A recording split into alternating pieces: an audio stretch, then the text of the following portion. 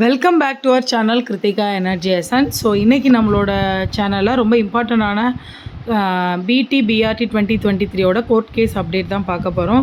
So daily ஒரு information வந்துகிட்டே தான் இருக்குது. ஸோ நம்மளோட சப்ஸ்கிரைபர்ஸ் அண்ட் வியூவர்ஸ் வந்து அதை கரெக்டான டைமில் தெரிஞ்சுக்கணும் அப்படிங்கிறதுக்கான வீடியோ உடனே அப்டேட் பண்ணிகிட்ருக்கோம். ஸோ நம்மளோட சேனலை இன்னும் சப்ஸ்கிரைப் பண்ணாமல் பார்த்துட்டு வியூவர்ஸ் கண்டிப்பாக சப்ஸ்கிரைப் பண்ணிக்கோங்க. உங்களுக்கு கண்டிப்பான டிஆர்பி பற்றின related videos and exam guidance நம்மளோட சேனலில் கண்டிப்பாக அப்லோட் ஆகிட்டுருக்கு.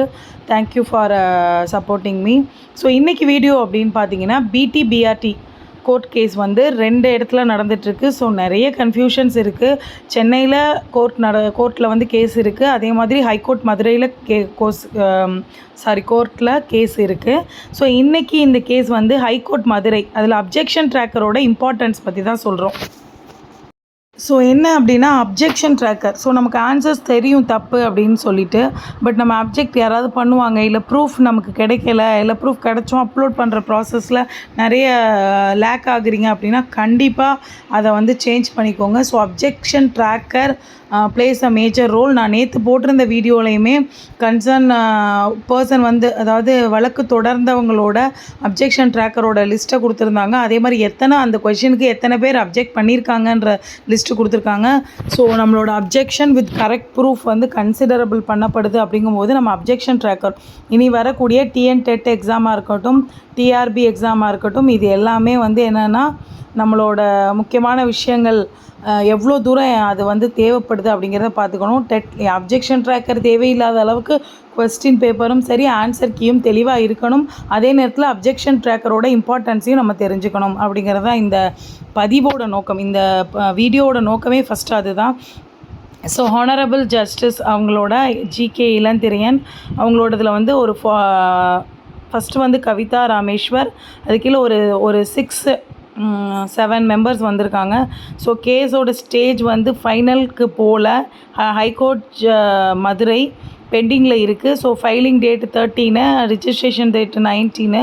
So state of Tamil Nadu and TRB ரெண்டுக்கும் வந்து கொடுத்துருக்காங்க. ஸோ இது ரொம்ப முக்கியமான ஒரு பாயிண்ட்டு. ஸோ பெட்டிஷனர் டேட்டெயில் வந்து கே ஜெயபால்னு கொடுத்துருக்காங்க.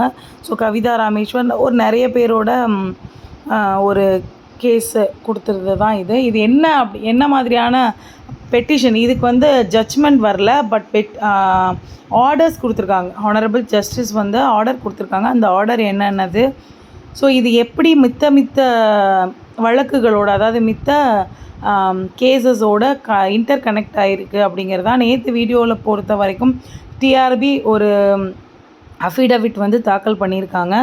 ஸோ எக்ஸ்பர்ட் கமிட்டியோட ஸ்க்ரூட்டனைசேஷன் நடந்திருக்கு. ஸோ நம்ம ஏன் நிறைய மார்க் கொடுத்தோம் அப்படிங்கிறதுக்கு objection received by the candidate. So நம்மளோட ரெஸ்பாண்டண்டோட கேண்டிடேட்டோட ரெஸ்பான்ஸை பொறுத்து தான். ஸோ இதில் என்ன முக்கியம்னா, to declare that the petitioner என்ன ப்ரேயர் கொடுத்துருக்காங்கன்னா, பெட்டிஷனர் வந்து எலிஜிபிள் ஃபார் அடிஷ்னல் மார்க், இந்த கிரேஸ் மார்க் வந்து இருக்குது அப்படின்னு சொல்லியிருக்காங்க. By the third responsible TRB. So appointed, so consequently அப்படி அடிஷ்னல் மார்க் வந்தால் eligible as a graduate teacher அப்படின்னு கொடுத்துருக்காங்க. ஸோ ஆடென்டம் நோட்டிஃபிகேஷன் 15/11/2023 அப்படிங்கிறது இதை வச்சு சொல்லியிருக்காங்க. So history of case hearing பார்த்திங்கன்னா எப்பப்போ வந்திருக்கு, அதில் என்னென்ன மாதிரி கொடுத்துருக்காங்க அப்படிங்கிறதெல்லாம் நமக்கு சொல்லியிருந்தாங்க. ஸோ இதில் என்ன முக்கியமான விஷயம் அப்படின்னா, எனக்கு அடிஷ்னல் மார்க் கொடுத்தா நான் வந்து கட் ஆஃப்குள்ளே வந்துடுவேன், எலிஜிபிள் ஃபார் த அப்பாயின்மெண்ட் அப்படின்னு சொல்லி ப்ரேயர் கொடுத்துருக்காங்க. அப்போ இதுக்கான டைரக்ஷன்ஸ் வந்து நமக்கு எப்படி இருக்குது, அதோட கேஸ் டீட்டெயில்ஸோட டைரக்ஷன் வந்து கிட்டத்தட்ட ஒரு 8-9 பாயிண்டில் வந்து ஜஸ்டிஸ் வந்து கொடுத்துருக்காங்க. ஸோ அந்த 8-9 பாயிண்ட்டு என்னென்ன அப்படிங்கிறத எல்லாருமே கண்டிப்பாக பிஜி டிஆர்பிக்கு படிச்சுட்ருக்கவங்க தெரிஞ்சுக்க வேண்டிய விஷயம்.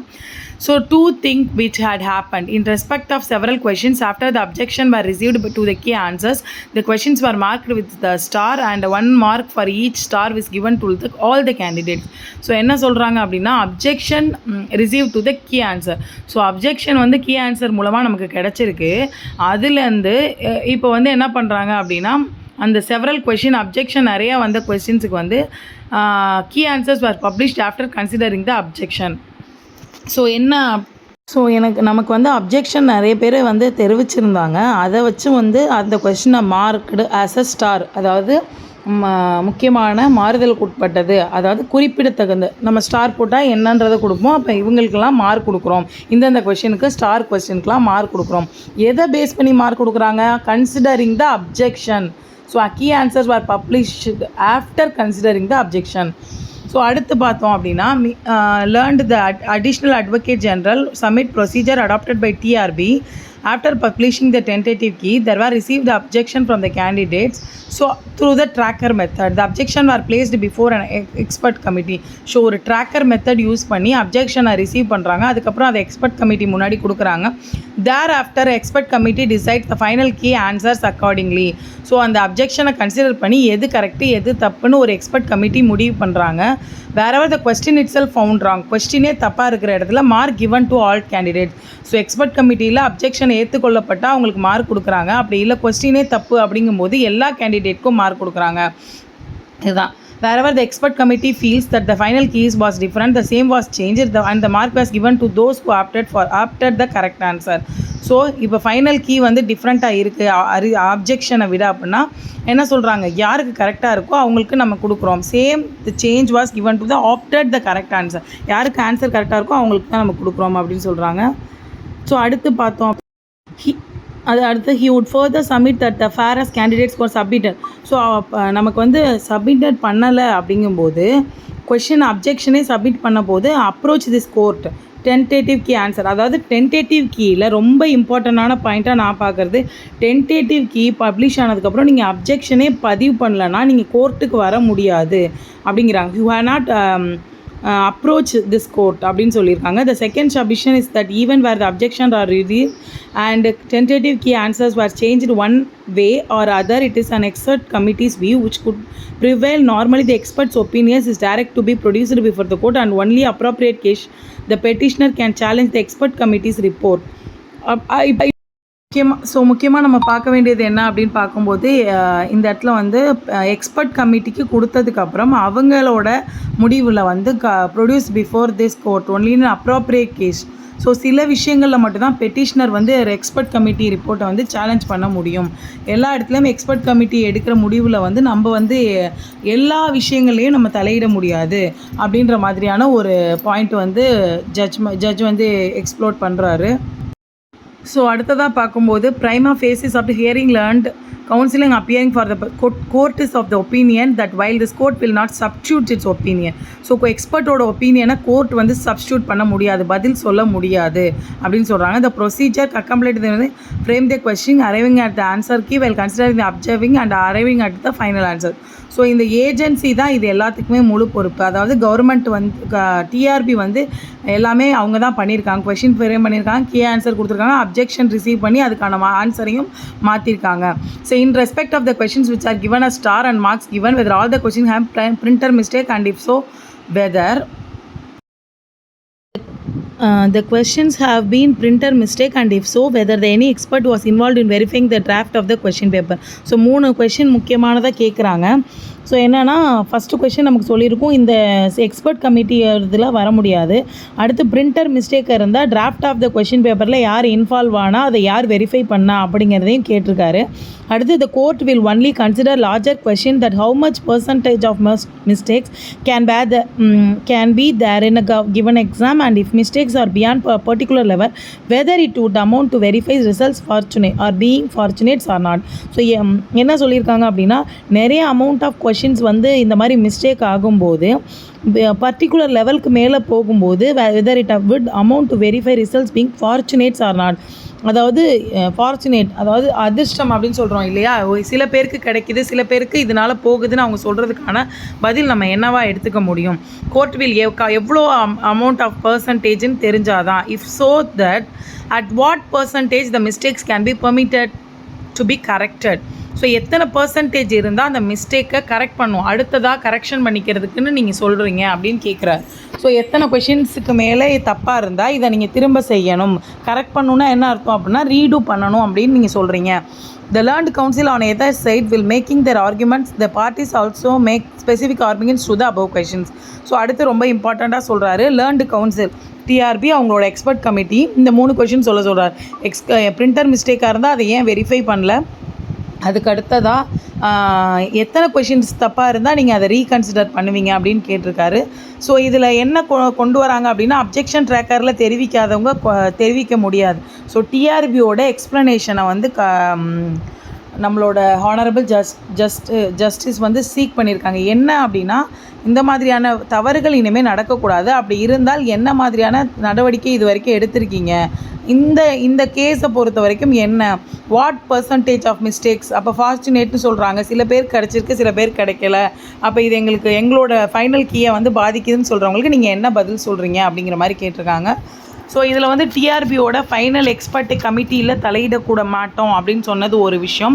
இனிமேல் வர எக்ஸாம்ஸில் என்ன மாதிரியான பிரிண்டிங் டிராஃப்டிங்க்கெலாம் என்ன செய்கிறீங்கிறதும் ஒரு முக்கியமான பாயிண்ட்டு.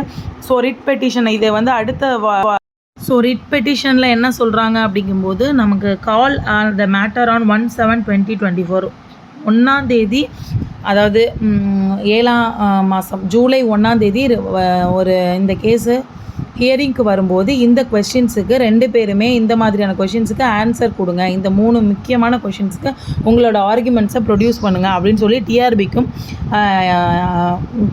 நம்மளோட வக்கீல், அதாவது அக்யூஸ்ட் விசஸ் அப்படின்னு சொல்லுவோம் இல்லையா, 2 பேருக்குமே பெட்டிஷனர் அண்ட் கவுண்டர் பெட்டிஷனர் 2 பேருக்குமே இன்ஸ்ட்ரக்ஷன் கொடுத்துருக்காங்க. ஸோ 2 பேரோட பதிலை வச்சு தான் அடுத்த கட்டம் நகர்வு இருக்கும். ஸோ இது வந்து நம்மளோட டிஆர்பி கரெக்டான ரிப்ளை கொடுக்கும்போது இந்த கேஸோட ஸ்டே இதில் ஸ்டே கொடுக்கல, அப்போ அடுத்த கட்டத்துக்கு போகிறதுக்கான வாய்ப்பு இருக்குது. ஸோ டிஆர்பியோட ரிப்ளையை நம்ம 1/7 ஸோ நம்மளோட டிஆர்பி ரிப்ளைவை 1/7 ஜூலை 1 அன்னைக்கு நம்ம தெரிஞ்சுக்க முடியும். அவங்க எப்படி ரிப்ளை பண்ணுறாங்க அப்படிங்கிறத பொறுத்து நம்மளோட கேஸ் வந்து எந்த டைரெக்ஷனில் போகுதுன்னு தெரிஞ்சுக்கலாம். மேக்ஸிமம் டிஆர்பி வந்து லேர்ன்டு கவுன்சிலோட எக்ஸ்பர்ட்ஸோட பாயிண்ட்டையும், அப்ஜெக்ஷன் ட்ராக்கர் ரிசீவ் பண்ணனால தான், இவ்வளோ அப்ஜெக்ட் பண்ணனால தான் நாங்கள் எல்லாருக்கும் மார்க் கொடுத்தோம் அப்படிங்கிறதையும் கண்டிப்பாக சொல்லுவாங்க. ஸோ முக்கியமாக இதை இவ்வளோ டீட்டெயிலாக ஷேர் பண்ணதுக்கான ஒரு ரொம்ப முக்கியமான விஷயம், இந்த அப்ஜெக்ஷன் ட்ராக்கர் பற்றி இனிமேல் டெட்டும் டிஆர்பியும் எழுதுகிறவங்க யாராக இருந்தாலும் ரொம்ப தெரிஞ்சிக்க வேண்டிய விஷயம். ஸோ இனிமேல் அப்போ கொஷின்ஸ் தப்பாக இருக்குமா, இருக்கிறது கரெக்டாக அப்படிங்கிறதுக்கான இது இல்லை. பட் நம்ம வந்து கொஸ்டின் எப்படி இருந்தாலும் நம்ம கண்டிப்பாக கொஸ்டினில் எந்த மிஸ்டேக்கும் இல்லாமல் ஆன்சரும் கரெக்டான ஆன்சராக வரணும், அதில் எந்த மாற்று கருத்தும் இல்லை. இருந்தாலும் அந்த அப்ஜெக்ஷன் ட்ராக்கரோட இம்பார்ட்டன்ஸை நம்ம தெளிவாக தெரிஞ்சுக்கணும். ஃபர்தராக டிஆர்பி ஆஸ்பிரன்ஸ் கேண்டிடேட்ஸ் வந்து கண்டிப்பாக தெரிஞ்சுக்கணுங்கிறதுக்காக தான் இதை இவ்வளோ டீட்டெயிலாக நம்ம கொடுத்துருக்குது. ஸோ இதை பற்றின ஆர்குமெண்ட்ஸ் வந்து வரும்போது அதை ஜட்ஜோட பார்வைக்கு கொண்டு வரும்போது ஈஸியாகவே இந்த கேஸ் வந்து ஒரு ஃபைனல் ஜட்ஜ்மெண்ட்டுக்கு வர்றதுக்கான வாய்ப்பு அதிகம். ஸோ தேங்க்யூ ஃபார் வாட்சிங். ஸோ நம்ம கிருத்திகா எனர்ஜி எசன்ஸில் நம்மளோட லோகோலே சொல்லியிருக்கோம், என்கரேஜ் எஜுகேட் எலிவேட் தான். ஸோ நம்மளால் முடிஞ்ச மோட்டிவேஷனை கொடுக்கணும், நமக்கு தெரிஞ்ச விஷயத்த அடுத்தவங்களுக்கு எஜுகேட் பண்ணணும், ஸோ அவங்களுக்கும் ஒரு உயரத்தை அச்சீவ் பண்ணுறதுக்கு உதவியாக இருக்கணும் அப்படிங்கிறது தான்.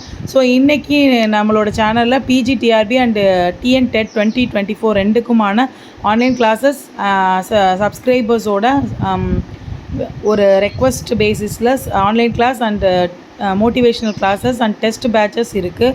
ஸோ உங்களுக்கு இது ஹெல்ப்ஃபுல்லாக இருந்தால் நீங்கள் ஜாயின் பண்ணிக்க விரும்புனீங்கன்னா இந்த நம்பரில் இருக்கிற இந்த ஸ்க்ரீனில் தெரிகிற வாட்ஸ்அப் நம்பருக்கு மெசேஜ் பண்ணி தெரிஞ்சுக்கோங்க.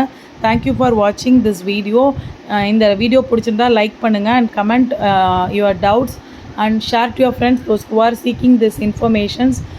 யாருக்கெல்லாம் இது தேவைப்படும் நீங்கள் நினைக்கிறீங்களோ ஷேர் பண்ணுங்கள். ஸோ நம்மளோட சேனலை சப்ஸ்கிரைப் பண்ணாமல் பார்த்துட்டு இருக்க வியூவர்ஸ் கண்டிப்பாக சப்ஸ்கிரைப் பண்ணிக்கோங்க. தேங்க்யூ ஃபார் வாட்சிங். Thank you friends.